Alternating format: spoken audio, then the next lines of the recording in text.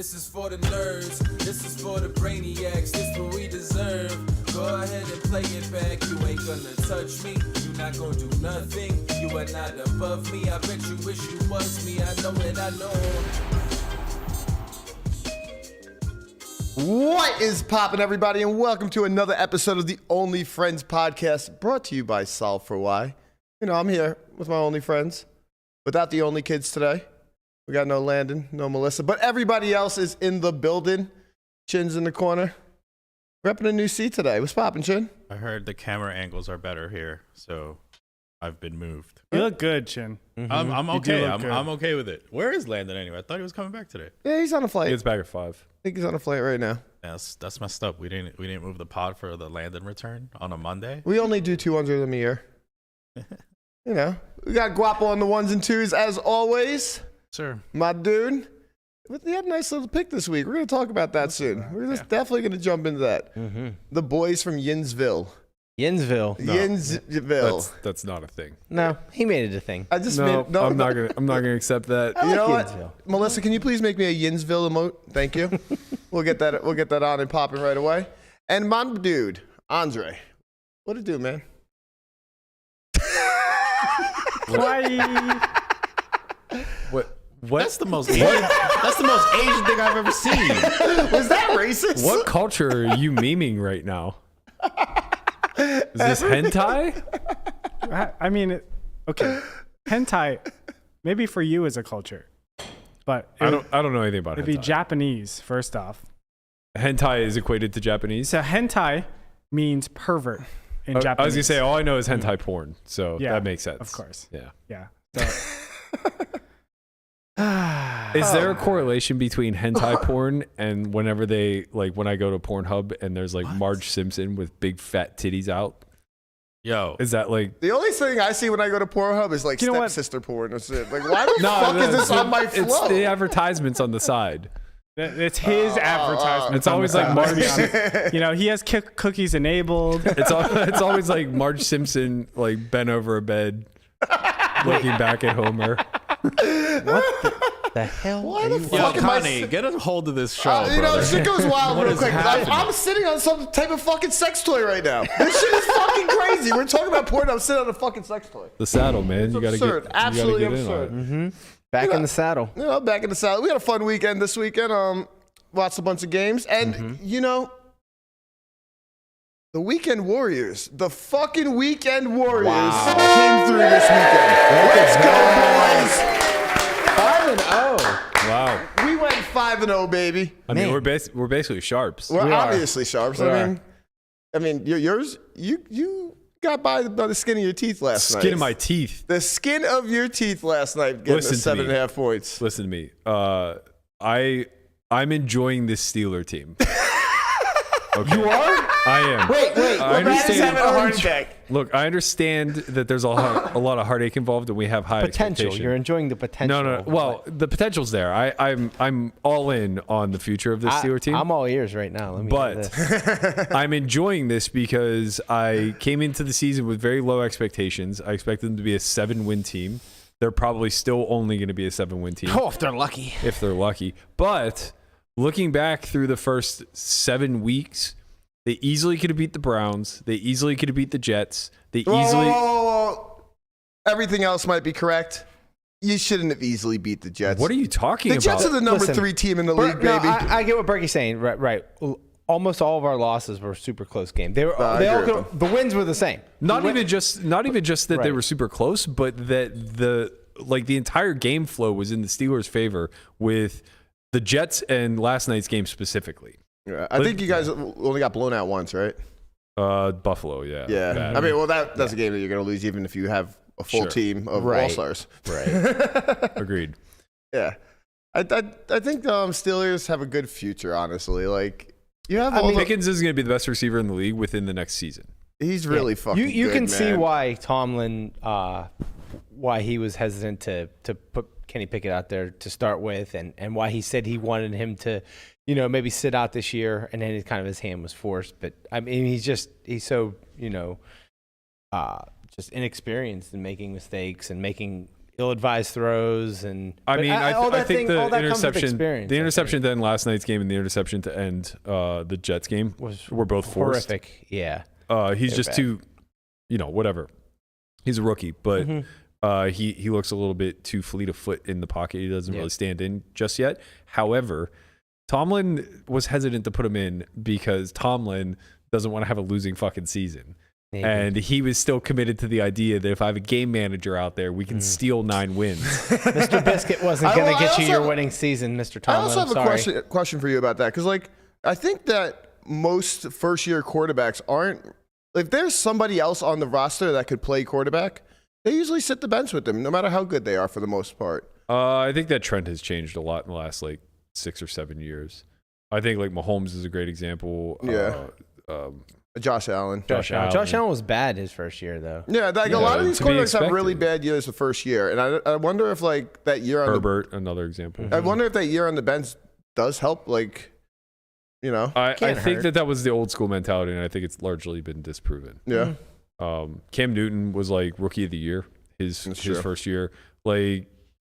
Youth, yes, there's an adjustment period from college to pros, but unless you're already an established team that is going to be playoff bound regardless, almost no one is better served by keeping talent on the bench. Yeah, all those quarterbacks that we actually just mentioned are all freaks of nature. They all run the ball. So it's kind of different, I think. From a pass and stand in the pocket quarterback, it might be a little different. I don't know. I can think all these quarterbacks we just mentioned, all were great running the ball, just doing other things outside of throwing it. But that's just kind of the emergence of what the quarterback position is now. Yeah, maybe. Speaking of Patrick Mahomes, man, he got it done, didn't he? My man! That was an easy one. My man, he was oh, no way. Minus 2.5. Those Niners are so good. Just got McCaffrey to fucking ruin his career. Yeah.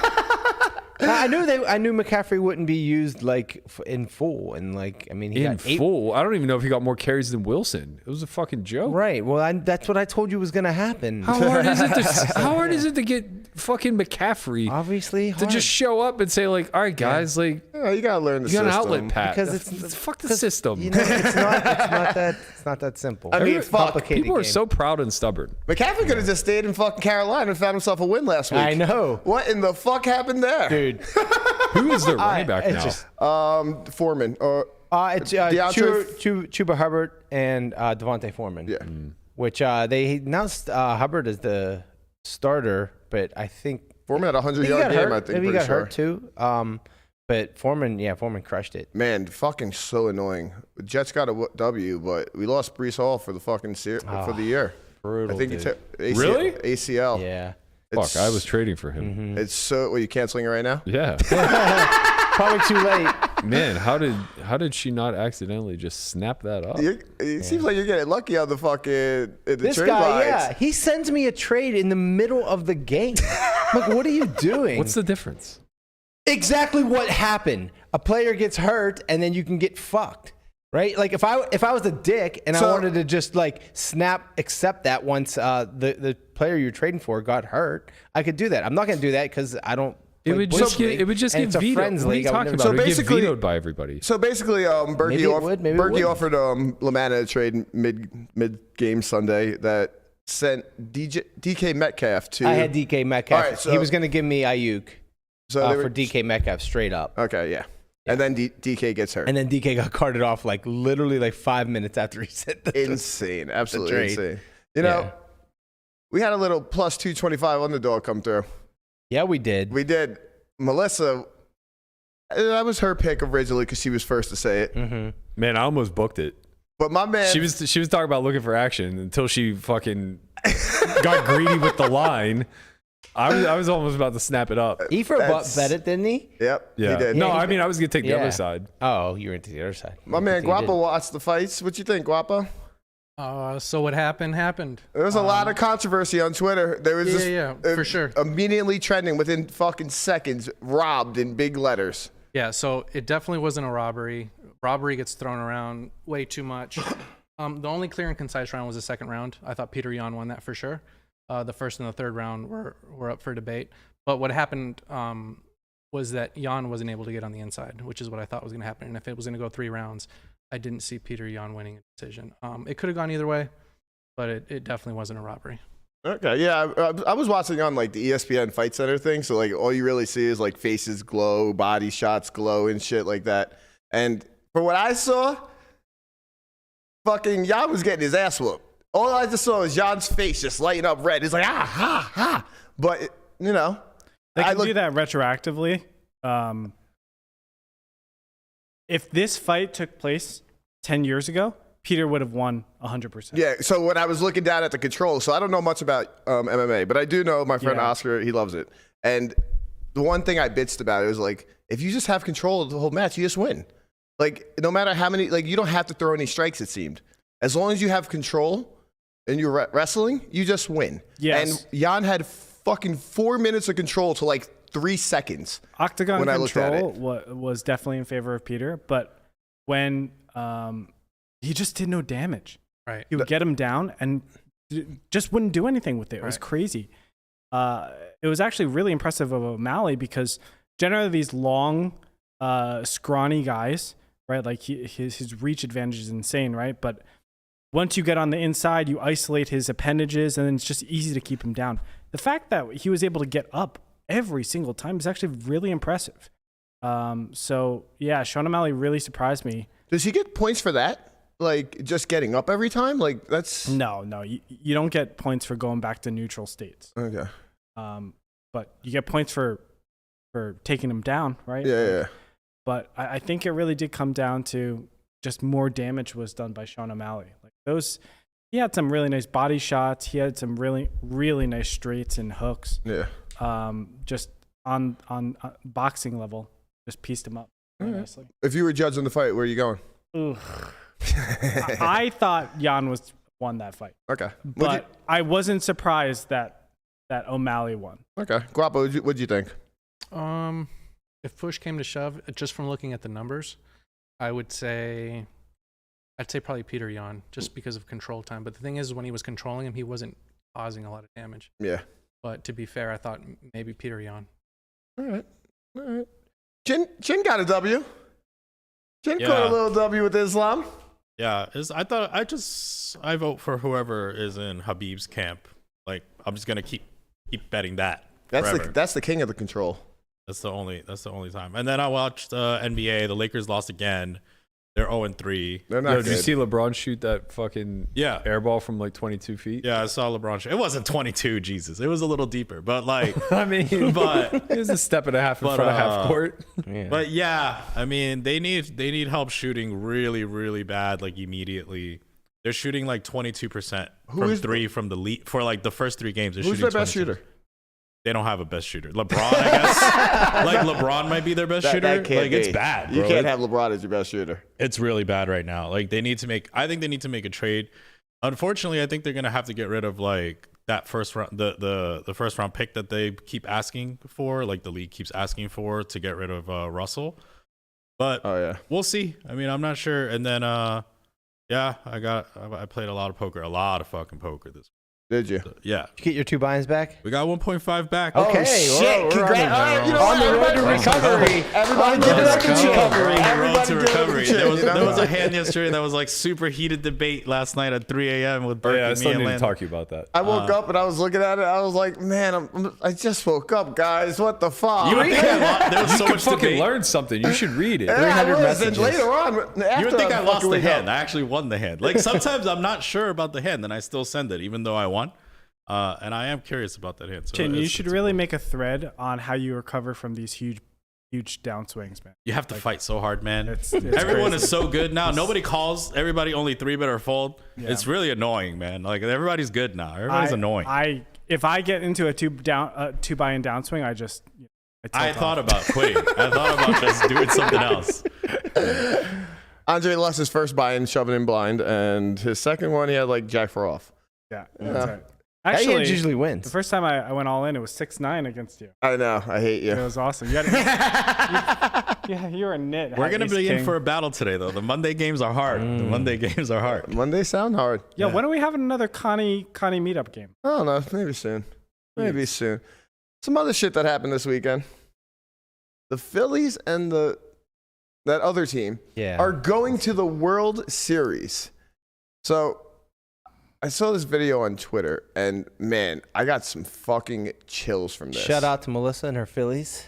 Bryce had never won a postseason series prior to this year. Not only did he reach the postseason, he's been the best hitter in the postseason. This is the deepest he's ever played. He's one win, and in this case, one swing perhaps, from the World Series.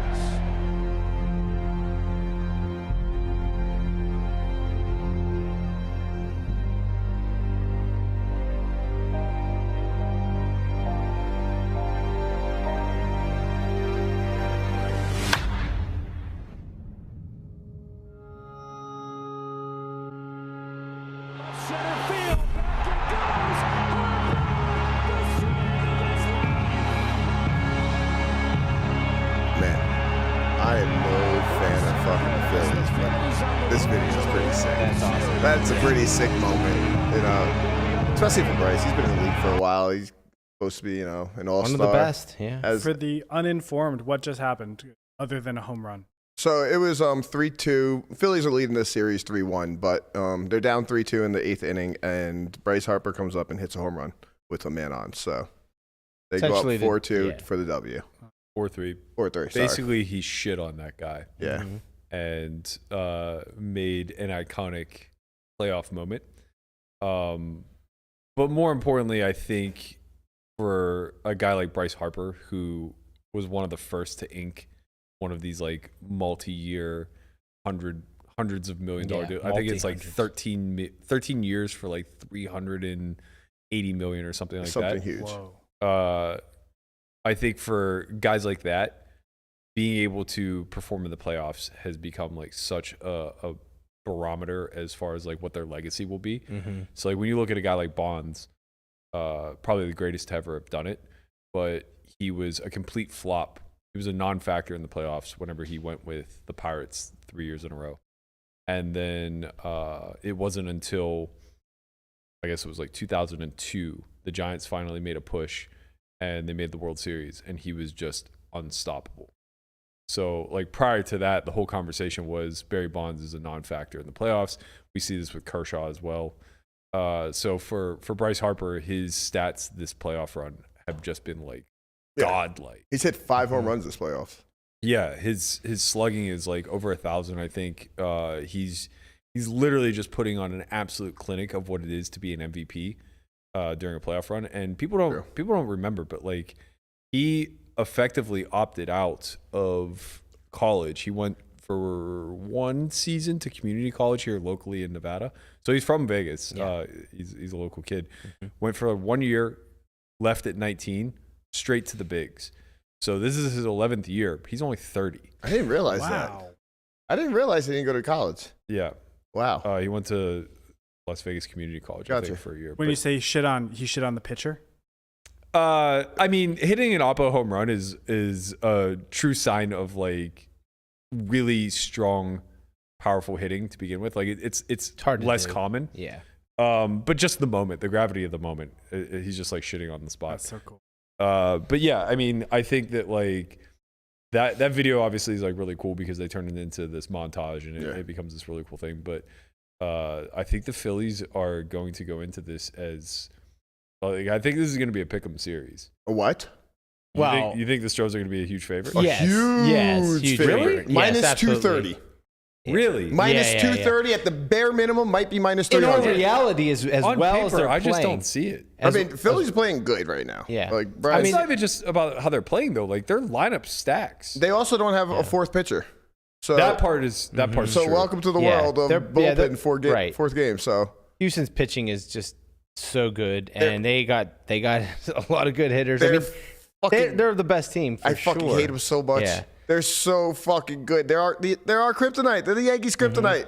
They just shit on us. Just like Bryce Harper fucking hit that home run. That's what the Astros do to us. They haven't for lost 4 yet. games every fucking playoff series. They haven't lost yet in the playoffs. It's They're 7-0. It's so crazy, man.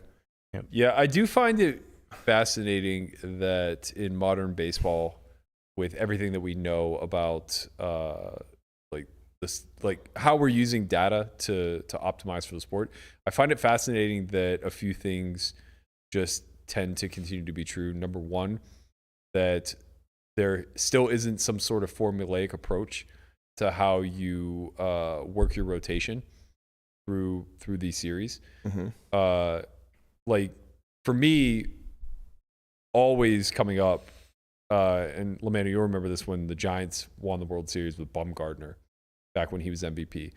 I always found it to just be like ludicrous that you don't set your rotation so that your number one can throw 3 times. I was gonna say, didn't he pitch 3 times? So it was weird. They set it up so that he threw, I think he threw game 1 or maybe game 2 and game 6. But he ultimately ended up making an appearance. He closed out game 7. Yeah, okay. He started game 6 and then closed game 7. Gotcha. Yeah, it's like it's 1 week. You know, it's more than a week, but it's 7 games, and you should be able, like, it's the World Series, so you should be able to pitch off 3 days rest. Yeah, I mean, you know, this goes back to the whole state of baseball as a whole, but like pitchers throwing on 3 days rest is like not uncommon at all. Right. Throughout the course of your career coming up to the bigs and whatnot. And sure, once you're in regular season, like throwing on 3 days rest during the regular season would be insane. Right. There would be no need for it because like no one game is ever going to be that important unless you're talking about the final game of the season. Yeah. Whatever.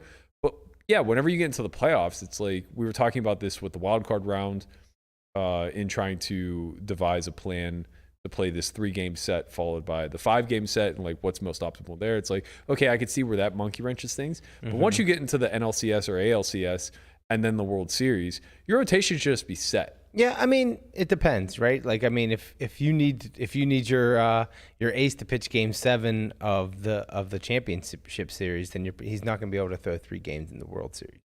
You know what I mean? So, well, not necessarily. I mean, this year you're correct, but only because. Well, this year, yeah. Well, this year they should all be set up, right? The Phillies and Astros should be perfectly set up because they have 4 games in between. Correct. Right, because both series ended so early. Yeah.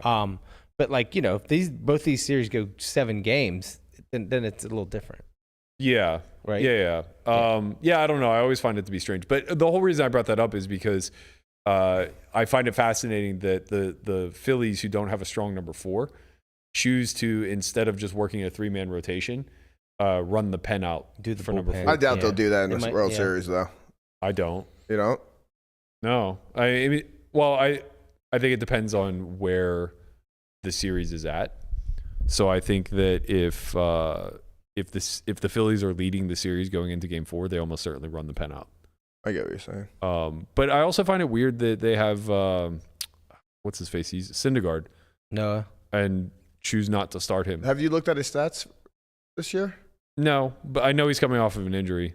Okay, that might be it. But it's just like, you know, yeah, but like you gotta trust the ball in somebody's hands in these spots, right? It's like I'm gonna take a flame-throwing 30-year-old who's been there before over you know, just they literally started a guy in Game 4, he threw a shutout first and then pulled him. Yanked him. Or was it the Padres? Whatever. Both the Padres and Phillies started a guy.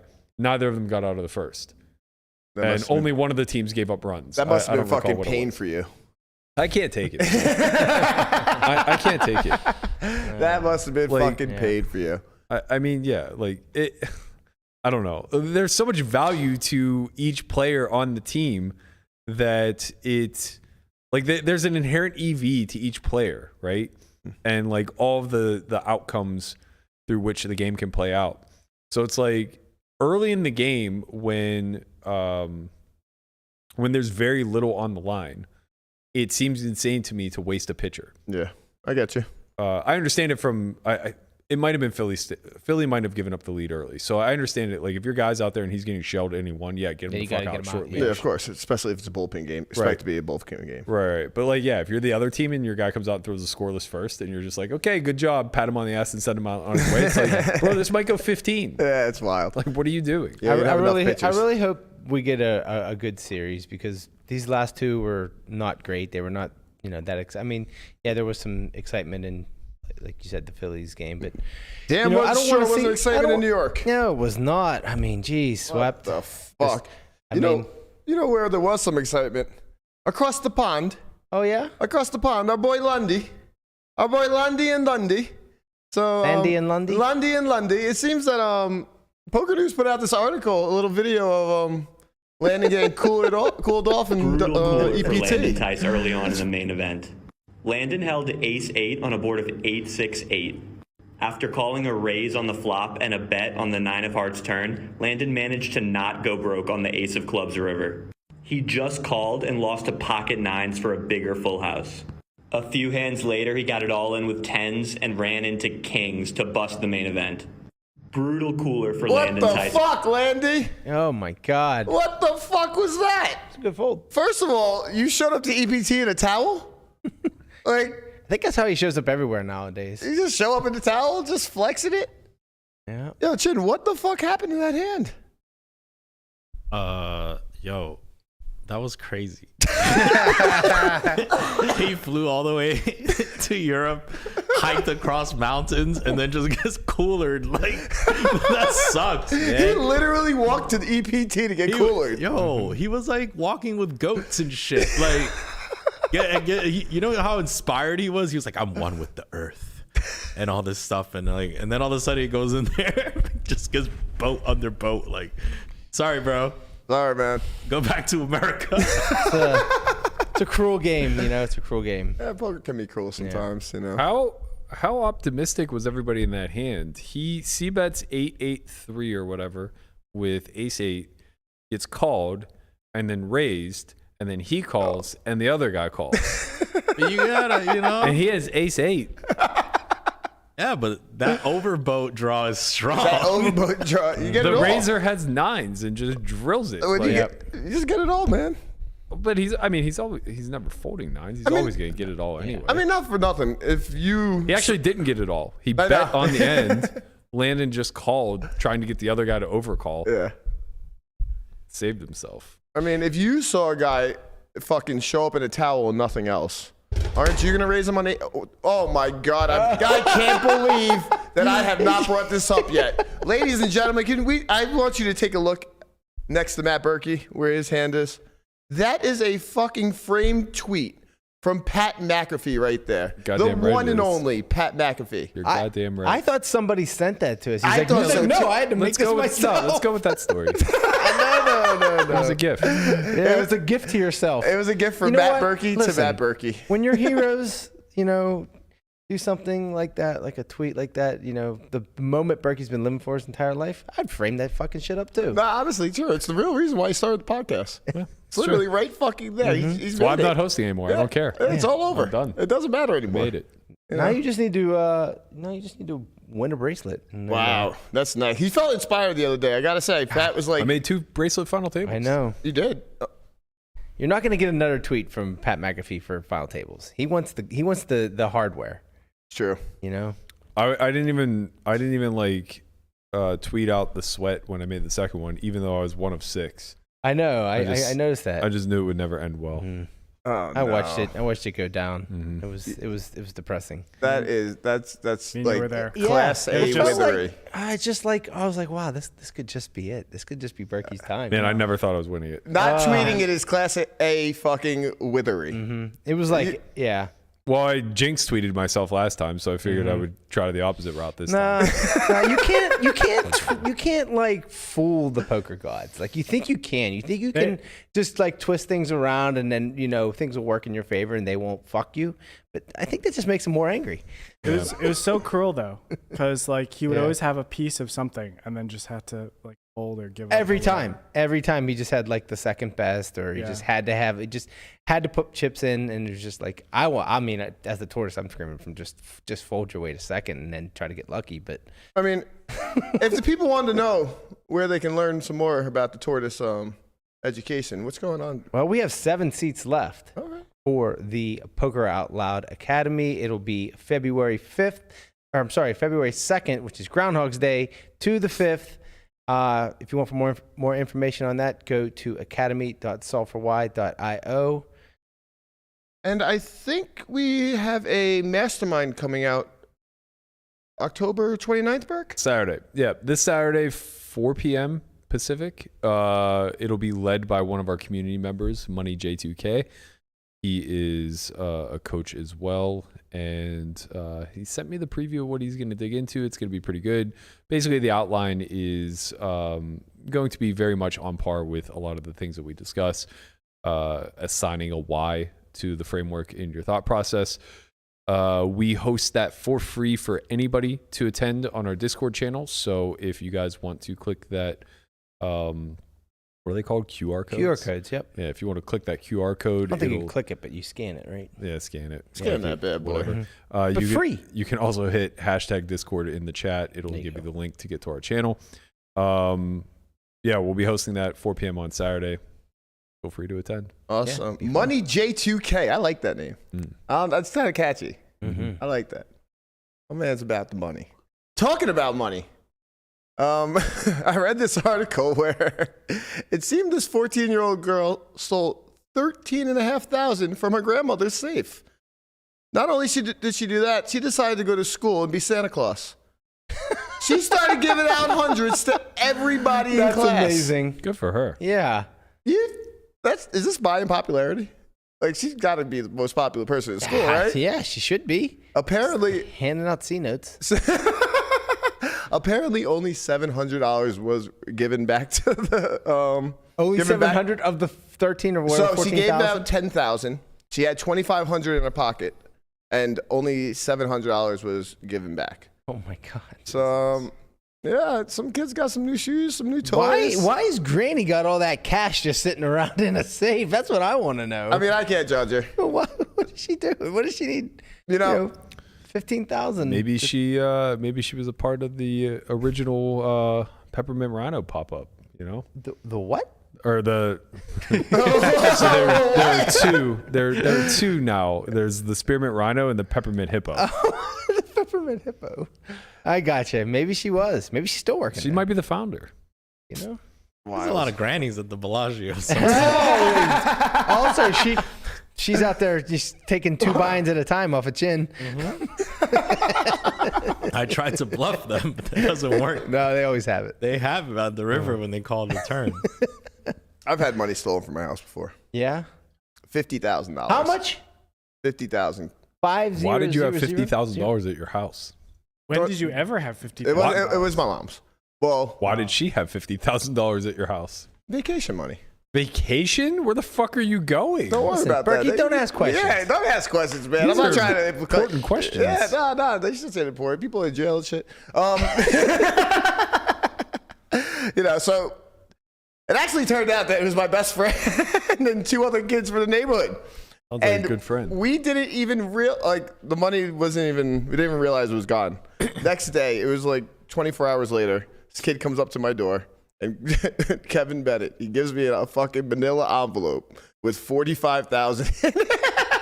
Oh my God. I mean, at least you got most of it back. Oh, I got it all back. Yeah, good. Devin came over like 10 minutes later, which was my friend, and it was like, So what they took- we stole $50,000 from your They house. took it and then had a change of heart, and they were just like, Well, we they can't spent do 10, this. they spent 10%. They didn't spend anything. Kevin's mom, Kevin went to his mother about this, I guess to help her out or something. And she's like, where the fuck did you get this from? Oh, and she's like, go take that back right now. Yes. Yeah. What, you mean he couldn't just sell the idea that he found 50,000 laying around? Nah, it's kind of tough. I mean, there weren't cranberries. They didn't find them on Ocean the floor. Spray 25. Are you still friends with those kids? Devin, yes. Jesus Christ. Me and Devin, you know, been through some shit, live across the street from each other. We fought a billion times. Sure. You know, it's like, Fight a friend. yeah, Fight a friend. you know, shit happens. Is Shit what it is. does happen. I mean, talking about fighting a friend. That's Talking crazy. about fighting a friend. I don't know if these two have ever been friends. I don't know what the fuck's going on with these two. I have no idea. I think they man. were friends at one point, They right? had to have been, right? Like, they're Weren't just, they vouching for one another? they have to be. Tim Reilly, fucking Nick Palmer, they're going back and forth on Twitter. There's a lot of shit talking going on. You know, it seems that Friday night, him put out a tweet, meet me at Mountain's Edge, 10 o'clock, come fight. Nick didn't see it. Nick woke up Saturday morning, put out like 5-6 videos, bang. You're fucking blocked from Twitter, Nick. Sorry, out of here. Yeah, Twitter doesn't take kindly to, you know, promoting violence, I don't think. No, that's why not Conrad Simpson was developed. But, you know. I was reading Slay's tweets, and he was saying that it was all non-related. That the Twitter ban and the cops getting called had nothing to do with Tim. Okay. Or at least he didn't suspect that it had anything to do with Tim. Okay. You know, Palma's got a lot of enemies out there, you know. You know, actually, this is the best, like, who you hate fight. I think nobody is liked by both of them ever. Like, there's not somebody that likes them both. You either like one or the other or neither. Or neither, right. So, like, I think this got a lot of traction because, you know, nobody likes them. So, I don't know. I just like that poker Twitter immediately turned into spectators of a cockfight where everybody's like demanding the throwdown for live feeds. They're trying to set a live line. I immediately went to Twitter and put out my live line. Yeah, Conrad had a live line up immediately. I think the Nest minus 190 is really strong. That's tough, right? I know. The Nest minus 190 might be the sharpest bet of everybody. Plus 220. I like Reilly for sure. I definitely. I like Reilly, too. Definitely like Reilly. I mean, if we're talking man. about the stats now, like, let's think about it. Reilly might be, I think they're about the same height. Reilly might be a little bit taller. Nah, but Reilly has heart, bro. Okay. Like, Nick is probably a pit bull when it comes to like a fighting scenario. I don't know, but it seems like he comes off that way. He's a kid from the Bronx. I'll tell you this. I don't like either one of them. Yeah, sure. But if you had to ask me to bet on which one would fight to the death, it's going to be Palma. Yeah, of course. And it's like, not even close. if the kid's like, don't get me wrong, like he has probably very deserves little to live for. He probably deserves. Jesus. That's a little brutal. There's nobody else like that's more picked on in poker. I mean, Hold on. I mean, probably deserved. Who knows? I don't know personally, but what the Massey brothers, Jaffe, and fucking like all these things Whatever, they do. man. They troll everybody. Like, I actually love it. It's great. I don't. I think they're all clowns. Yeah, I mean, they're middle-aged men that are like, you know, trying to pick up a schoolyard fight. So I guess they really don't have a lot to live for. That's what I'm saying. No, I think they were just beefing for a while. Haven't they been beefing for like years? Dude, like, I don't know. There's like all kinds of weird back and forth. It's hard to trace the root of all this. The first thing that I ever heard about Palma was the whole Foxen thing, where I don't even think it was Foxen who directly called him out, but somebody called out Palma for owing Foxen a lot of money. Mm-hmm. And then from there, it seemed to open the floodgates of a lot of other people kind of coming out of the woodwork saying like, oh yeah, he owes me this, that, or the other.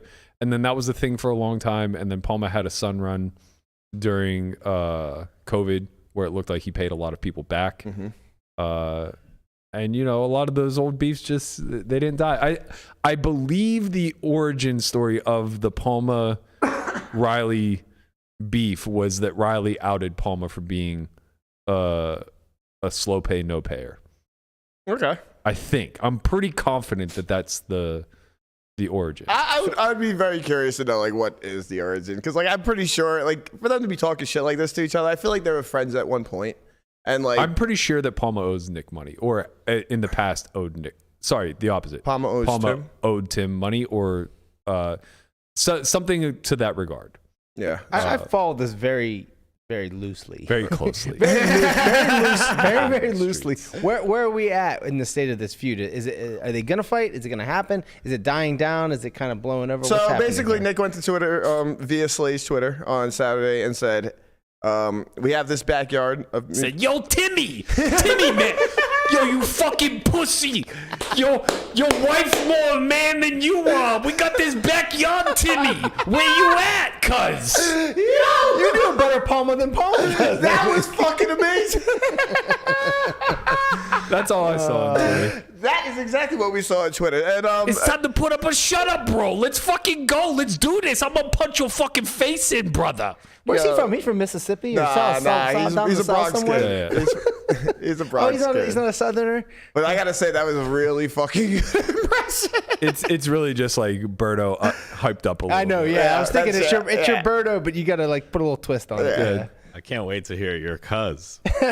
Oh, I love cuz. Oh man. So Yo, cuz. Are we getting to cuz at some point? Or Yeah, no? we're gonna talk cuz. Okay, fine. we're talking fucking Bellagio 5 Diamond. We're talking some poker. Chatty, congratulations on winning Bellagio 5 Diamond for a little over $1 million. Woo, boy, that's a nice. That's a tremendous looking trophy. This is Eveslage's second WPT win. Is that right? Believe Yeah. so. I'm pretty positive. This guy is on a fucking heater, man. He's good. Absolute heater. Like, yeah, he has to be. Since 2021, he's had 4 scores. Basically, He also smashed All ACR million. during COVID. did he? Just crushed it. Sick. So he had 4 scores totaling about $4 million since April 2021. He has plenty more scores in between that, but like these are just the big ones. Man, he's fucking crushing it. I don't know. My boy Cuz. Bro, Cuz was blowing up the Bellagio poker Look, room. yeah. Cuz is crushing it too. He final tabled WPT Florida, I believe. No, it was he got second. Or sorry, it was against Chance in the Choctaw. Yeah, it's that one. That's right. Yeah, he's crushing it. But you know, Cuz had a little extra emotional roller coaster for this one. He wasn't even only just like living out the game. He fucking slow rolled himself. Look, first of all, Cuz has an extra emotional roller coaster every time he gets dealt in hand. Okay.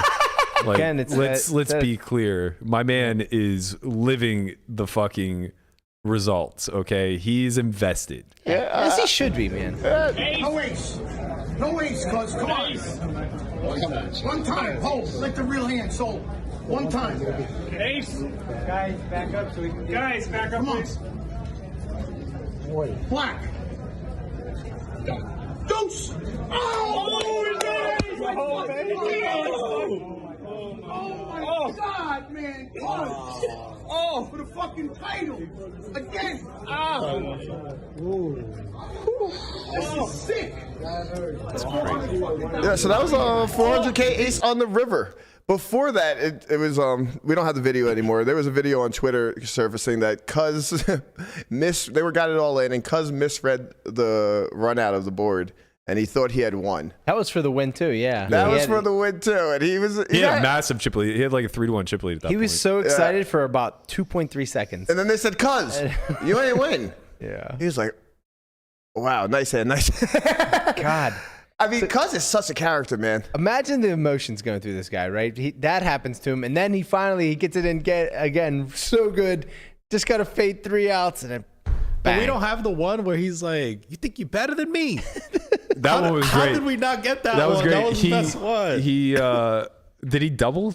Did he double that he hand? doubled. Okay, yeah. So he doubled through Chad Because they wanted to chop or Yeah, whatever. yeah. Oh, I didn't see this one. So he doubled through Chad to make it even stacks again, or maybe to take a 2-1 chip lead. I can't recall.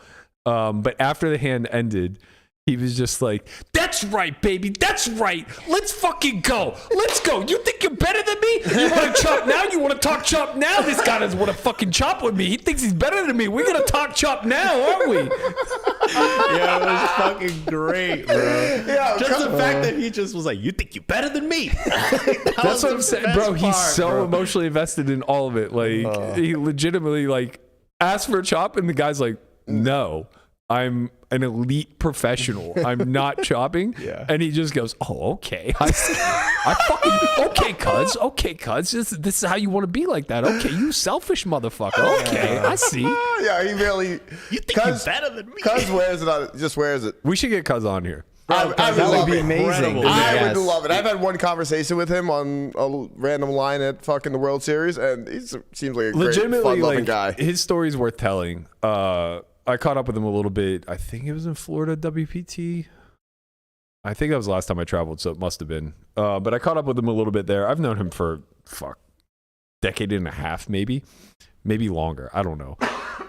But he's only recently started getting to a point where he's like playing a lot of these higher buy-in stuff. I don't want to like talk too much to what his situation is. He's free to if he likes, but basically he's in a spot where he can play all of this stuff now. Yeah. And he's fucking doing really well. Yeah. Like he's really putting up results over the short term. And you know, like let's call a spade a spade. Like Cuz is good at what he does, but he's not out there grinding PO and He's an old school guy. He's exploitative machine, Yeah, bro. he's a fucking You think field you're man. better than me? You think you're fucking better than Cuz, man? But like his whole story is kind of fascinating. Like everything that led up to this point, like, you know, he basically found this, I guess, spark within the last year and a half. He found the opportunity to finally play and like putting up results on top of it, and like he's just out there living. He's fucking living life, man. He just like randomly. I can't remember if his mom got sick or if she passed away, but whatever it was, like something like that happened, and then he was just like, I'm just fucking taking a vacation to Europe. I'm going on a cruise, and he just went. Good for him. Just went from by himself and just like, came back, started smashing WPTs. Let's go. No big deal. That's how you do it. Unlike Landon, he took a vacation to Europe and got smashed himself. Fuck, that's what's supposed to happen. Oh man. Oh man. Yeah. Do you have any cuz stories for us? I have a lot of cuz stories. You got. I didn't even know him as cuz for the longest time. I just knew him as the cigar guy. Yeah. So his name is Steve Buckner. Let's go. Let's get that out there because we didn't mention that. Everybody just calls him cuz. He calls everybody cuz. Everybody calls him cuz. I've never heard Steve in my life until I had to look it up. Yeah, it's true. He literally calls everybody cuz. Everybody. Hey, cuz. Everybody. You think you're better than me, cuz? Okay.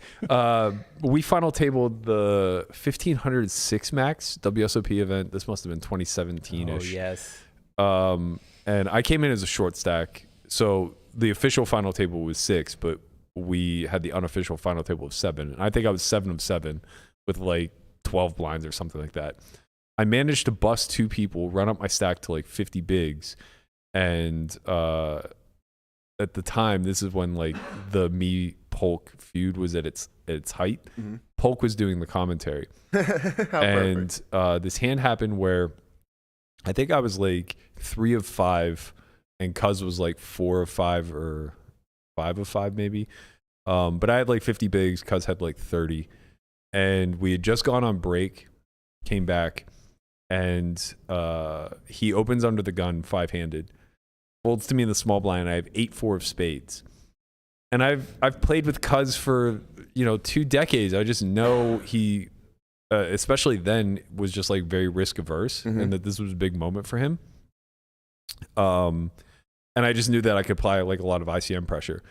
Also, like it was just true of the whole table. I had seen like spots where like ace-10 was raised folding and just shouldn't have been. It should have been fighting, things like that. So like I'm just like, okay, like I had a live read where I was just like, he's weak here, and I'm just gonna apply ICM pressure and I'm gonna make it 9 blinds and just win. Yeah. I remember what it was. It was a sizing tell. So Cuz, if you're out there, maybe go back and review that footage. But like, I think he was. You don't need your help, bro. Let's do it 5. He was opening like between like 3 and 5x. Exploit, baby. Always. Okay. And was showing up with really strong hands. So like he was V-pipping very, very low, like 12%, whatever. But he was opening like 3 to 5x. So we were all getting out of his way. Gotcha. So we come back from break and he opens like 2x. And I was just like, this is fucking dust. Like, this is for sure dust. He's trying to sneak one through. Fuck this guy. I'm going to 3-bet him. So I 3-bet the 8-4 suited to like 9 blinds or whatever. This motherfucker just takes king jack off and stuffs it in my face. You definitely just fucking gasped for air, right? I couldn't breathe, man. Like that has to be one of those. That's one of those moments where you just fucking gasp for air. Like, where did you fucking find this? What did you do on break? I couldn't believe it, and I ended up busting 5th in an annoying fashion. I then go in the booth with Polk. And he starts like grilling me on this hand. And like, I don't want to just like say on air that, like I had a very clear live read in his betting tells and that, he's giving it away. So I was just kind of like, yeah, I mean, I just had a feeling he was light. And he's like, yeah, well, he just stuffed it on you anyway. I go, yeah, then he just stuffed it up my butt. And Ron McCarron's just like, that's a streaming term, ladies and gentlemen. That's fucking hilarious. To everybody out there, if you haven't already, please like, subscribe, join our community, show us some love. Also, on another hand, I have not, and I repeat, I have not seen a winner for our new name. Nah, wait, time out. I want to go back to Bellagio. We're not gone. We're not done. I just wanted to state that we have not found a new winner. A winner to our new name yet. I got to tell you, there's a lot of support to keep it Nerds and Brainiacs, and I'm on that team. Okay. I am too. You know what? It might just have to be the Nerds and Brainiacs. I don't know. I saw the LMA Niners. I thought that was fun. That's kind of cool. That was goatish. But we'll keep thinking. We'll keep looking We're around. not We'll talk about it. naming a group after your illiteracy. Yeah, I agree. Yes, Imagine we are. identifying as like a supporter of the podcast as like a proud LMA Niner. Yeah. we go from Brainiacs and Like somehow you wear like that as a badge of honor. I You get know. like we get merch that has like LMA 9. You know what? I'm gonna have the biggest fucking poker merch in fucking the game with LMA 9. That's it. LMA 9's, it's happened. We call that the game. All right. Anyway, Lucky for you, there's no competition. Poker merch isn't exactly flying off the shelves. I mean, whatever. I just gotta become number one. That's fine. So, Bellagio 5 Diamond. Everybody loves that event. It seems like it's one of the prestige events. Was.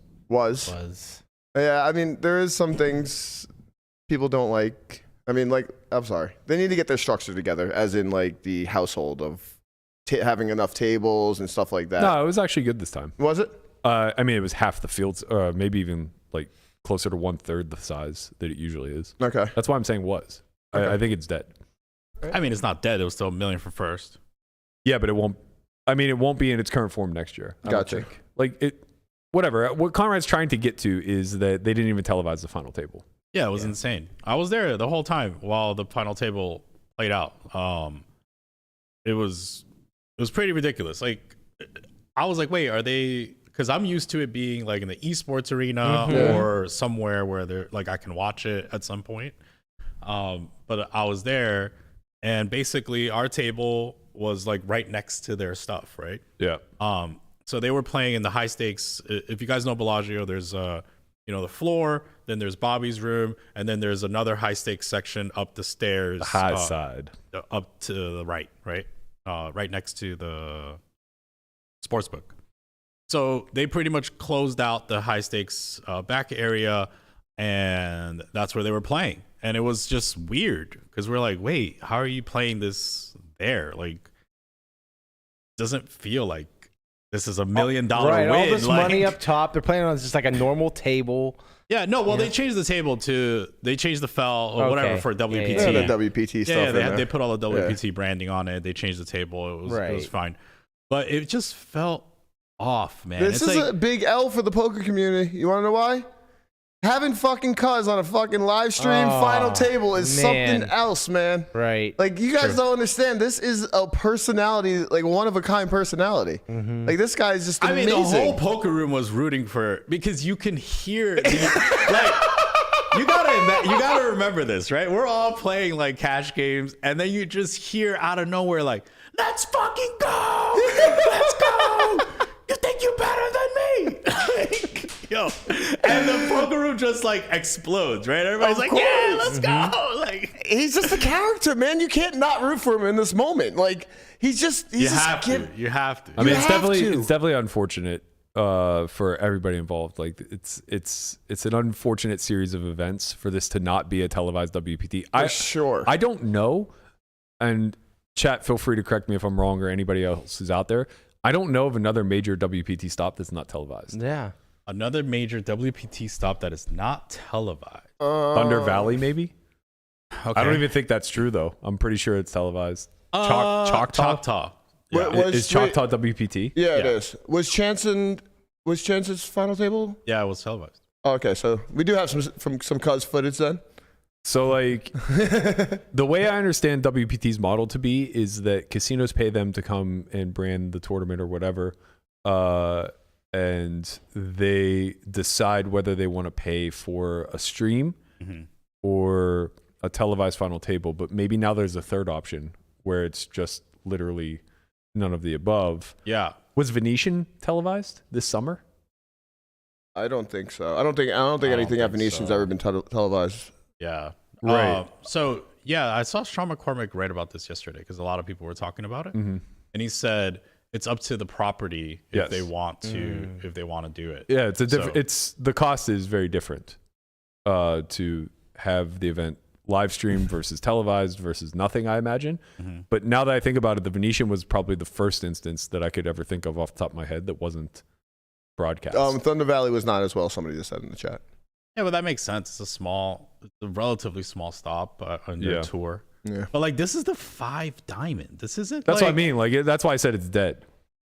Because like this was the biggest WPT. It's just like LAPC. LAPC is dead now that WPT is not attached. Right. Right. It's fucking totally dead. This past, like, we gave it a chance during COVID, where it was like, okay, maybe because COVID happened and WPT or LAPC didn't re-up with WPT, maybe we just need to let it rebound. Because I don't know if you guys remember, but the first LAPC that they ran post-COVID or whatever got like 80 runners. So first was like, a bomb, yeah, it was a bomb. It was That like sucks. 150K to first or some shit like that.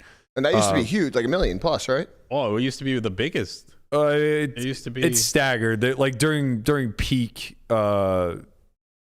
poker boom. Like 1.5. Yeah, LAPC, 5 Diamond, and the WPT Championship were always like the biggest. Okay. LAPC was $2 million at one point. Yeah, like during peak. Yeah. Right. Legends was also very big, but all of these, like, in recent years, all of these have gone into decline with the exception of 5 Diamond.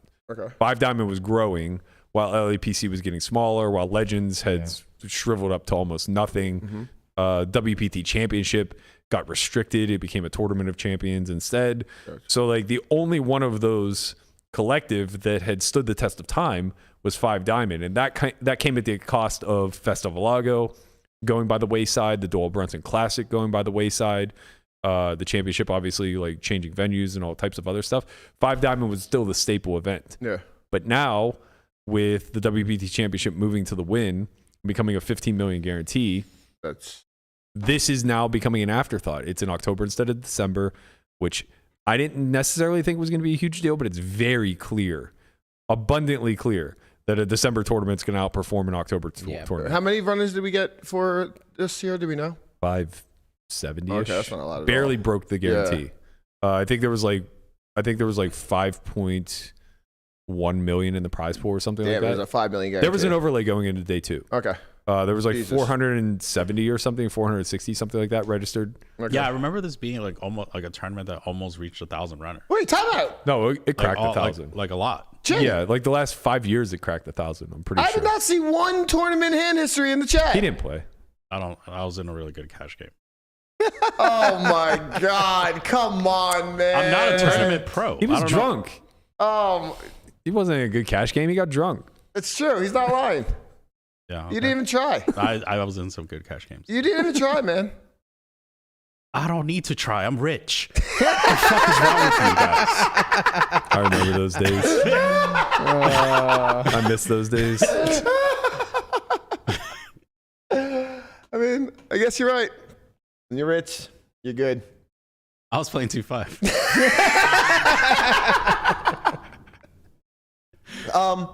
So there was Darren Elias put a tweet out.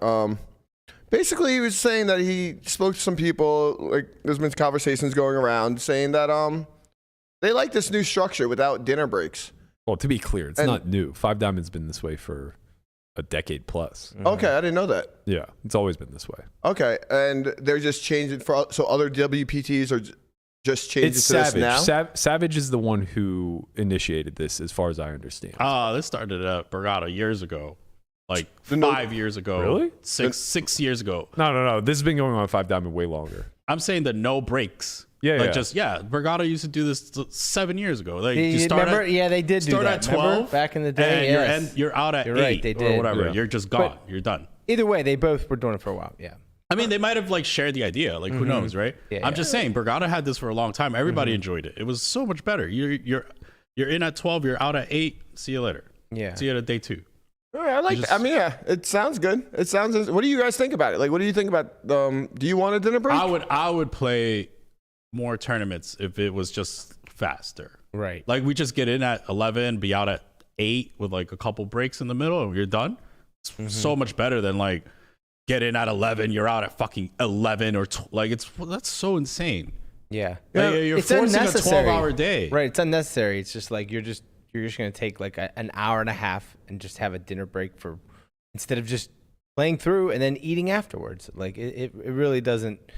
And then also you should just have like some, especially places like Bellagio and stuff where like they can bring you food to the table. Like you're fine. Like be like, hey, can I get a runner? And then like the runner's like, hey, can I go get noodles? It's like, do we think this is going to evolve? Like this is going to evolve So where like most tournaments are like that? Yeah, that's what I'm curious about because like I think a lot of people do like the dinner break. People have families. They want to get home. Right. Like nobody wants to get home at midnight. You want to get home at 8 o'clock. Get your kids to Especially bed if you're 9 playing o'clock. the next day. Bro, family or no family, it's just like it's such a long day, man. Yeah. Like to get there. Tournaments now they don't even start at 12. They mostly start at 11. Yeah. And then you're out like 11, at 12. night. Like 11. Usually the ones that play down to like a certain percentage, usually you're there pretty those late. are the devil. Yeah. I hate those, bro. It is. You have to play them because they're like high value, so to speak. But like, bro, that's fucking unbearable, man. Yeah, I mean, all these Venetian events, they all like, end pretty late sometimes, because they play down to 12% or whatever the hell it is, Sometimes, 11%. Yeah, 1, 2 in the morning. Yeah. And then you got to come back the next day at 11 or whatever it is. Also, like breaks that go into other breaks and shit. Like, what do you mean? like when they do one of those where like there's a color up break and then one level and then another break. It's like, what are we doing, man? Like, like these things need to start, bro. Yeah, there was a lot of color up issues this year at WSOP. Yeah, you do a color up break and then play, and then instead of just waiting until the dinner break. So you just have it was nice. They only did one color up on day one, and it was when we bagged. That makes sense. That's great. Yeah, WSOP was there was a lot of color up breaks, but that's also with the big field. They were just unnecessarily coloring up though. That's what I thought. They were scheduling them too soon, and they were doing it in a redundant manner. Like they easily could have done it in such a way where they were delaying. So they would color up the hundreds and then 500s. Within like 4 levels of one another. And they could have just delayed the hundreds to when you did the 500s as well. No, they could have just delayed. Like you could just not color up the 500s until you color up the 1Ks. Okay. Like they're close enough together, and the chip denomination is practical enough that it doesn't make a big difference. Yeah, for those WSOPs. And it also would allow them to create a better structure because there were a lot of instances where they would repeat the small blind like 2 or 3 times. Yeah. And the same thing with the big blind. So they would do like 1,000, 2,500, and then 1,500, 2,500, or something like that. No, it would be after that, obviously, because they would get rid of. It was right after the 2,500 level because they would get rid of the 500s, and so then they would go 100 or 1K, 3K, 2K, 3K, 2K, 4K, and it was already coming off of it being 1K 2,500. So it's 1K 2,500, 1K 3K, 2K 3K. And it just becomes like this unnecessary redundancy just to get chips off the table, which causes obviously mass confusion to begin with. And, like whatever. People don't care about having high volumes of chip. Yeah, honestly, people want more of WSOP. it. Yeah. Honestly, like that was a big thing. Like I personally don't care for seeing chips. But that was a big thing. A lot of people just saying that. Aesthetically, I think that like it's a really good marketing ploy. Yeah, it's definitely good for marketing. Yeah. And I'm the type of person who's happy to always color up and have a small number of chips in front of me. I don't care. Yeah. But in a general sense, like it's better for optics, and it also makes things run smoother. Yeah, you get attacked more when you look like you don't have any chips. That's fine. Like, you know what I'm saying? Like you look like you have no chips. Like I'm coming for that big blind, bro. But if you look like you have towers, I'm like, maybe I'm just gonna fold this queen 9 off from the hijack. I'm just gonna let it go, bro. Shout out to Gary Muth. He says Dover, Delaware Downs did an Ironman tournament a few years ago that went 36 hours with no breaks or dinner breaks. That's silly. Large starting stacks and with long levels. Get the fuck out of here. 36 hours? Yeah, it's wild. They should call the cops on that. Ironman tournament are okay, but like they're not in the truest sense. You don't run it start to finish. Ironman style. And at 12 o'clock. Oh, you end 12 hours into it. No. You bag. You just bag. Like, just run an 8-hour day and then bag. So the only Ironman tournament I think I've ever seen was in Jacksonville, and it was only just a 12-hour tournament. And after that 12 hours, you got your, like, an ICM chop. That's ridiculous. I'm pretty sure that's how it went. Silly. I'm pretty sure that's how it went. I mean, it's just like, stuff like that is just so silly. You're just doing it to, like, follow up with a name or marketing. Like nobody wants that. Yeah, for sure. Right. But like you don't, the whole point is like, if you want to run a tournament without breaks, fine, just bag it in normal hours. You just get more hands in. I want to loop around back to the topic of Bellagio though. So what does Bellagio want to kill this, or do you think that they're going to do things to bring it back? Like, well, we know. I don't think it's a good question. I don't think Sean McCormick wants the 5 Diamond, like they're one of their marquee events, to just like fade into the oblivion and then lose that to a win property. Well, obviously something happened here, right? Like something had to have happened for them to be in a position to have to move 5 Diamond, right? Yeah. What do you mean move 5 Diamond? Well, something happened where either Win came at them with more money or something, maybe? Yeah, something happened in negotiation. Both WPTs now. No, but you don't understand. Listen. Something had to have happened at the WPT level for them to say, like, you can no longer run 5 Diamond in December if you want us to be a partner. Like, you don't have this option anymore. Right, because, like, they let the Win step on that tournament. Right? Now, whether that something that happened was Bellagio dragging their feet and not inking the contract, or maybe it was a cooperative effort where they said, okay, that's fine, like we're happy to move 5 Diamond, like whatever's best for all parties involved, or WPT gave them a kickback and said, like, look, we won't charge you this year for running it because this is more important to us. Who knows? Like I'm speculating, obviously, but the whole point is that something had to happen for Bellagio to give up quote unquote premier real estate, right? Like they had the best dates of the year locked in and they gave it up. So like something had to have incentivized that. Just going back through the history, you have to go all the way back to 2013 to find a smaller field in the 5 Diamond. The past two 5 Diamonds were over 1,000 runners. The 2 prior to that were between like 750 and 800. You have to go all the way back to 2013, and in 2013 they got 400 and some, I think.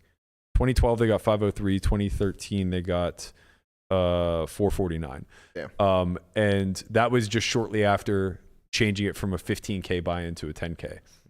So I think post Black Friday they I think the writing's on the wall for Bellagio. They just really don't care about tournaments. I mean, like, it's simple. Like it's just they keep doing more and more things to show that that's the case. I mean, that's a good question for Sean McCormick. Maybe we can ask him one day. He does want to come on. He hit me up today. I said I would talk to the team and basically figure out when it made the most sense. Yeah. So like, I mean, this is somewhat topical, but like if we're gonna have him on, he has a lot to offer. Yeah, no, absolutely. We gotta get something. I'd like to make it more topical than that. No, absolutely.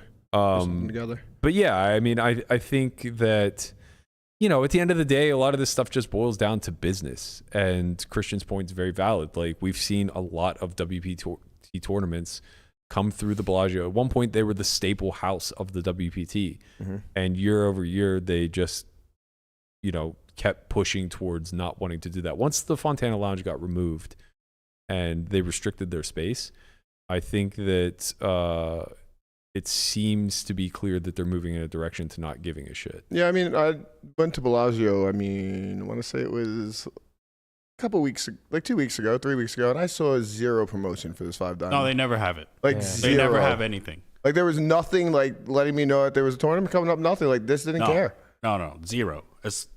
And their prelims, even at the peak of 5 Diamond, their prelims were always dust. Yeah. Just always dust. Like there was a 5K that they used to run a couple days before. It might even have been a 5K 6 max. Never got 100 people. No, they don't promote it at all. You would never know that a tournament is coming. There's like a little flyer. Like there was 550s there and shit that I saw after the fact. I was like, wait. No, it's just but like who's gonna play? Like Baseballdy was tweeting the different venues that had comparable buy-ins, and every single day the Bellagio had the same buy-in as like the Wynn or the Venetian with higher rake and a smaller field. Oh yeah. So it was always just like, this is a no-brainer. Yeah. Nobody's ever gonna go here to play. Yeah, for sure. I mean, I don't know what's gonna happen there. We do see some possible East Coast poker coming back. Little Borgata. That's definitely happening. Little Borgata resurgence. It just needs to come back, right? There's so much demand on that side of the United States. They have nothing but Florida.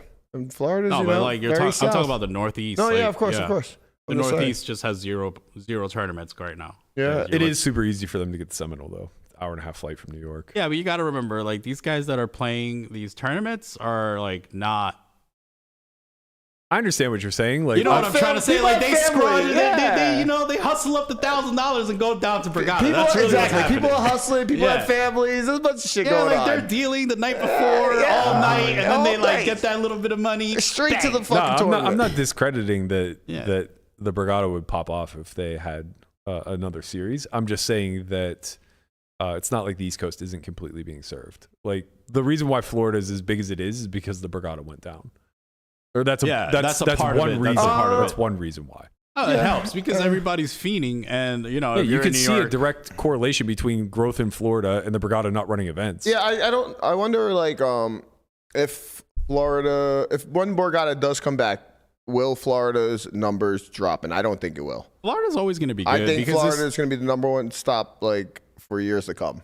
Florida's just a great stop. Like everyone would love to go to a tropical place like for a couple days and like play poker there. The poker is great there. The women are great there. Like the drugs are great there. Everything's good. Wow. Well, I'm just saying. What do you mean, wow? What part of my line? Yo, what's up, Andre? You good? He's sleeping, man. Andre's out. Yeah. Been a long night, guys. All right. Oh man. You guys are talking about, Yeah, we can talk about stuff you like too.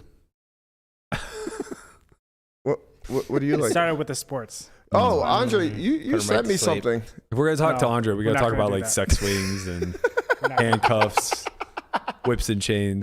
no, we're not that's gonna do that either. great. Well, Andre's life is about whips and chains. He's It's like 'cause- he's like Rihanna out here. Well, to be perfectly honest, I didn't even know about Five Diamond existed until later on in my poker career, right? I started my poker career way later than all of you guys.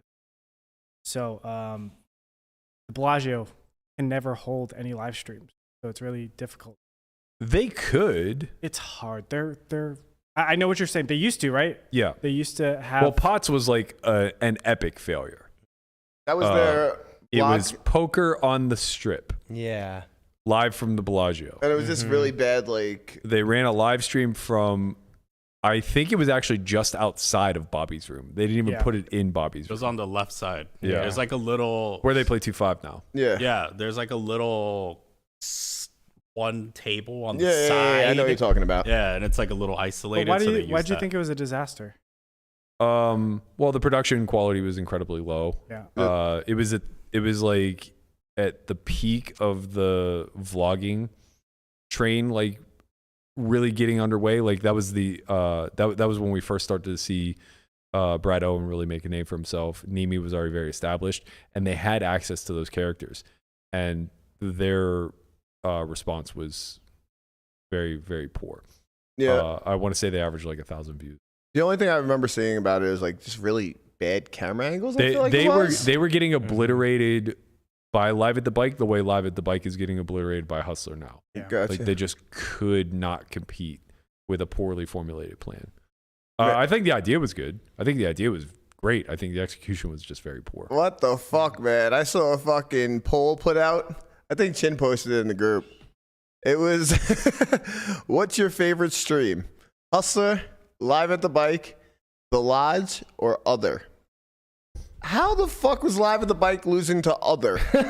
Who is Other, first of all? Others PokerGo.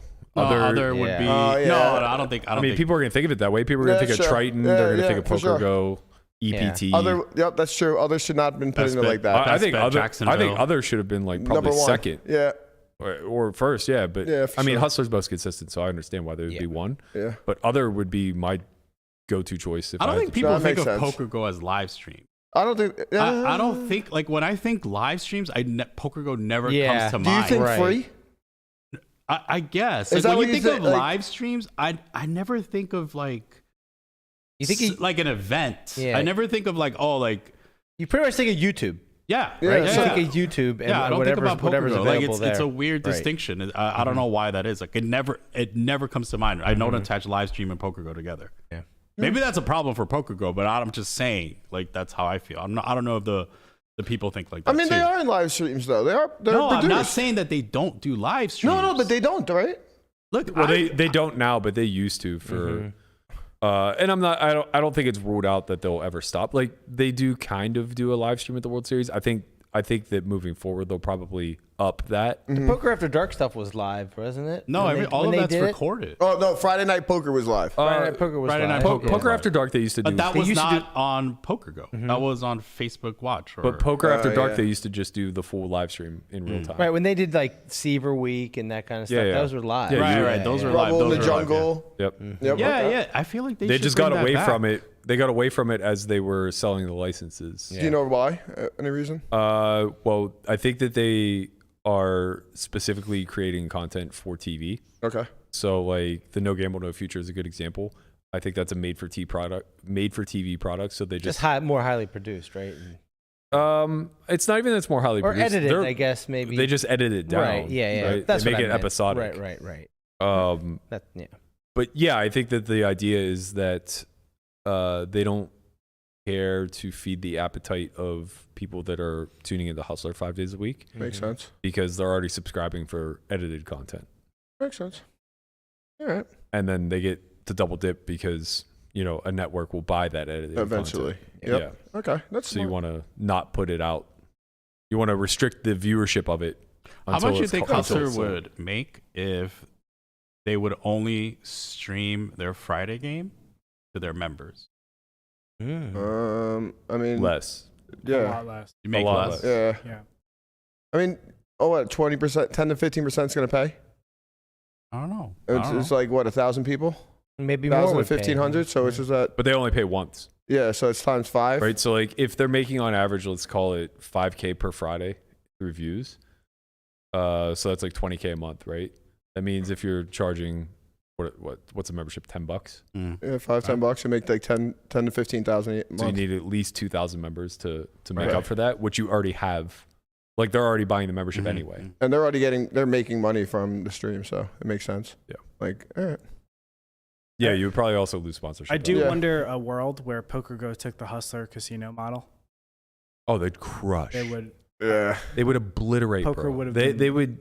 I think that if they started running live streams 5 days a week, off the top of my head, if I had to guess, I would say Hustler is probably averaging like 9,000 viewers. Yeah, I want to say like concurrent. 9 to 12. Well, yeah. I mean, obviously their big streams do better, but I'm saying just on straight average, if we looked at like their last 200 shows, probably somewhere around 9,000 concurrent. I think it's within reason that PokerGo could do triple that. You're saying if they ran it for free on YouTube? I don't know. Yep. If they started. I don't that way. know. Seems. Well, I don't think it's practical, but I'm Only saying one way if to they find actually out. rolled out, well, the easiest way to find out would just be look at their past concurrence with WSOP. What does that do? yeah. Right? If we were able to, and maybe I'm way fucking off. I don't think it does that good. I don't think WSOP Not what they did last year. Whenever they did the full production. did the full production on ESPN and stuff. you're saying? Yeah, but they used to live stream it. So I don't so they think would it- live I don't stream think it like crushed 50 I don't like even that, think you can though. look at that, Burke, because like that was like a product that was put out and like basically Hustler has built up to what they do. Yeah, but it's the WSOP. Look, here's what I'm saying. If this summer they ran a bracelet event final table every single day of the summer for 45 days, I would bet that they would do 25K concurrent. Nah. 25K, that's a lot. Maybe that's a nah. bad bet though. That's a lot. I don't think people care that much about like a random $1,500 tournament. They care about like people sitting with $1 million. Yeah, maybe that's true. Real cash Like, makes people like watch. real cash, tons of chips on the table, action. Like, Recurring characters. Yeah. Yeah, but that's still Maybe. that's still what I'm saying. Like if we think back to like Poker After Dark, if they were able to run that show 5 days a week, right? And let's say the stakes ranged from 50, 100 up to 501K, 5 days a week. Yeah. If they did that, I think that like it's pretty reasonable to break 20K plus No, every I single agree with day. you. I definitely agree with you. And they should probably hire you for. Well, they shouldn't because it's not practical. It's not practical for them to have Nick, Ali, Jeff, and Brent doing commentary 5 days a week. It's not practical for them to run the studio 5 days a week at $40K a pop to get it going. Sure. It's not practical to do all of this because like the thing is, though I think that model would smash, it's important to do it economically. And if you do it economically, now you don't hit the top end that much. We know the audience is there, right? Because like influencers, like when Hustler does the influencer game, they crack 20K, right? When they have Ivy on, they crack 20K. Well, if PokerGo would just routinely do this 200 days a year, they're going to destroy 20K. That's not going to be their ceiling. That's going to be closer to their floor. Yeah, for sure. But 20K concurrent isn't worth that much money. Do you think there's a way that they can do it economically? No, I think because running the studio is expensive. Yeah, I think the studio is what would be a big part of why they would create the new floor. Okay. And it's just so expensive. I think they could do it as a loss leader, but I don't know what that business model would look like to where they would make up all that revenue. Yeah, understood. Right. I think that they, I think them quote unquote crushing it would be making like $2 to $2.5 million a year on YouTube. And the cost alone would probably be somewhere in the neighborhood of like $4 million just to run it. Yeah. Okay. I just don't know how big poker would be though if they did do that model, because like how, even if they set the new floor, what's the new ceiling? It might only be 10% higher. Yeah, I think that's a fair point. All right. Well, if you have not already, please like, subscribe, show our channel some love. We're going to get out of here. We'll be back tomorrow. Same time. I think we'll do 11, 12 o'clock tomorrow, guys. Sounds good to me. Yes, please. All right, we'll do 12 o'clock tomorrow. Yeah. Please like, subscribe. Give us a comment. Let us. Who's going to win this fight? Who you got? Palma? You got fucking Tim? What's going on? We're all losers in this battle. We're all losers in this battle when it comes down to it. So it just is what it is. And were you rooting for Cuz?